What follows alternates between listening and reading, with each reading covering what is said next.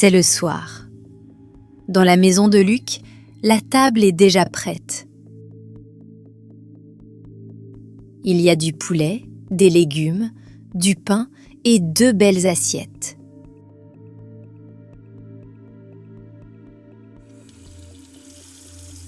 Tout semble calme, mais Luc n'est pas calme.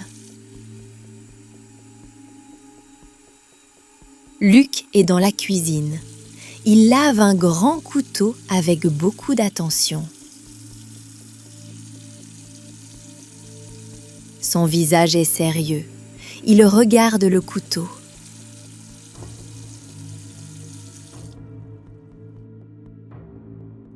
Voilà, le couteau. Il est vraiment grand.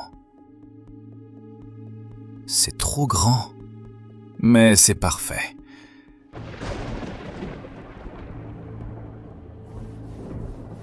Luc respire lentement.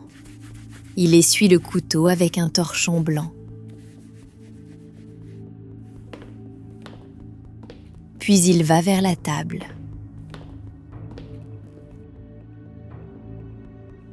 Luc pose le grand couteau près des assiettes.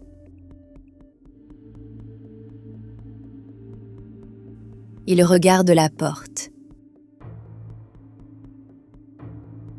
Puis il regarde encore le couteau.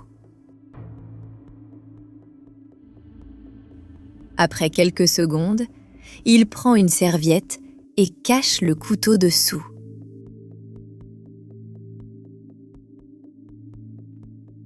Personne ne doit le voir. Pas maintenant.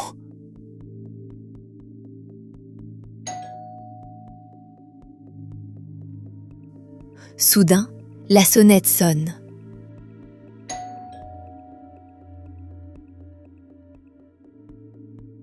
Luc ferme les yeux une seconde et prend une grande respiration.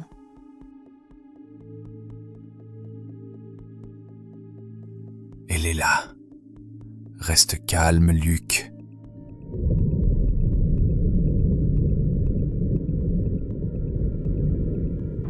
Luc regarde la serviette.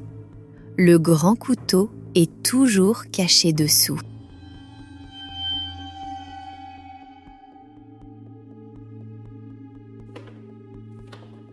Luc va vers la porte. Il marche lentement. Puis, il ouvre la porte.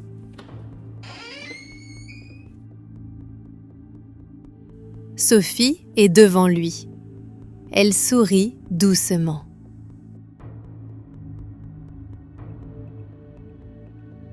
Bonsoir, Luc. Bonsoir, Sophie. Entre, s'il te plaît.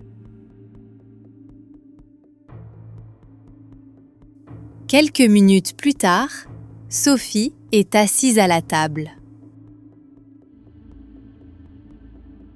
Devant elle, il y a du poulet, des légumes et du pain. Le dîner a l'air bon, mais l'air est étrange. Luc est assis en face d'elle. Il regarde son assiette. Puis, il regarde sa montre.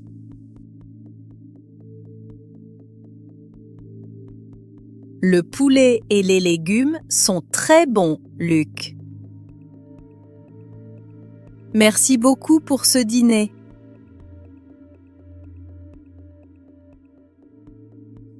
De rien. Mange, s'il te plaît. Tu as faim, non? Et toi? Tu ne manges pas? Tu n'as pas faim?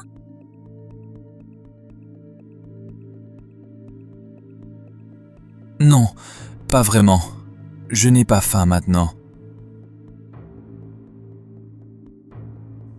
Sophie pose doucement sa fourchette. Elle voit le visage sérieux de Luc. Elle ne comprend pas. Sous la serviette blanche, le grand couteau est toujours caché.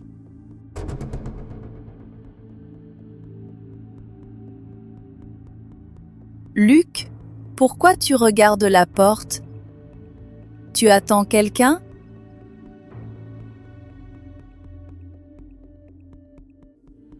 Oui, non, enfin, j'attends un petit moment. Un petit moment? Mais nous sommes au milieu du dîner. Mange, Sophie, tout va bien. Sophie ne sourit plus. Elle regarde la serviette.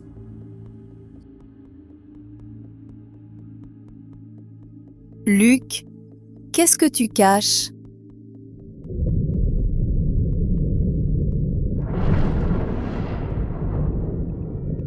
Le silence tombe dans la salle à manger. Sophie regarde Luc. Luc regarde la serviette blanche. Pendant quelques secondes, personne ne parle. Sophie pose sa main sur la table. Elle veut prendre la serviette, mais Luc arrête sa main. Non, Sophie, pas ça. Pourquoi? Luc, tu me fais peur. Luc ne répond pas. Il regarde encore sa montre. Puis il regarde la porte. Soudain, on frappe très fort à la porte.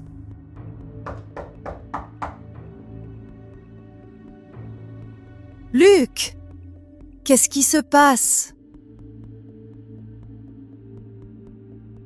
Luc prend la serviette blanche. Le grand couteau apparaît.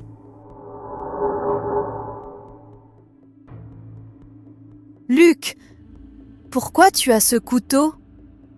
Qu'est-ce que tu fais? Luc tient le grand couteau dans sa main.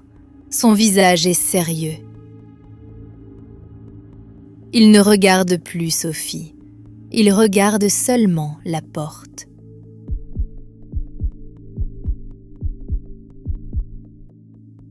C'est l'heure. L'heure de quoi? Je vais ouvrir la porte. Non, Luc, attends! J'ai peur. Luc marche lentement vers la porte avec le couteau. Sophie reste près de la table, les yeux ouverts.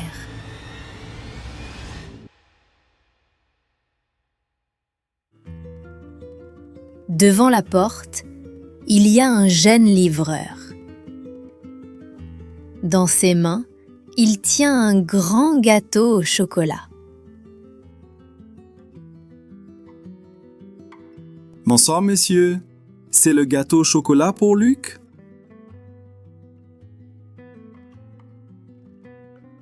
Oui, c'est pour moi. Merci beaucoup.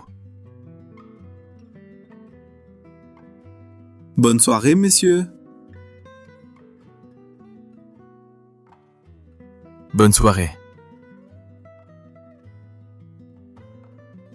Luc ferme la porte. Il revient vers la table avec le gâteau. Sophie reste debout. Elle regarde le gâteau, puis le couteau.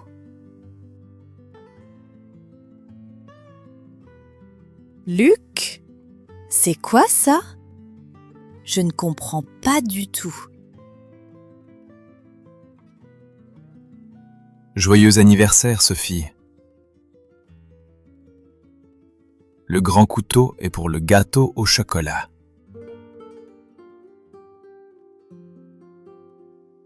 Mon anniversaire? Mais tu as pensé à mon anniversaire? Bien sûr, je veux faire une belle surprise. Mais je suis très nerveux.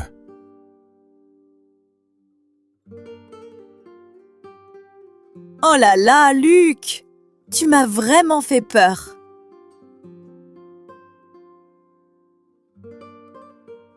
Je suis désolé, Sophie. Je ne veux pas te faire peur. Je pensais... Je ne sais pas. Tout était très étrange. Je sais. Et il y a une autre chose. Encore une chose? Oui. Je n'ai pas cuisiné le dîner. Le dîner vient du restaurant. Alors, tu as caché le couteau pour le gâteau? Oui. Et j'ai aussi caché le gâteau.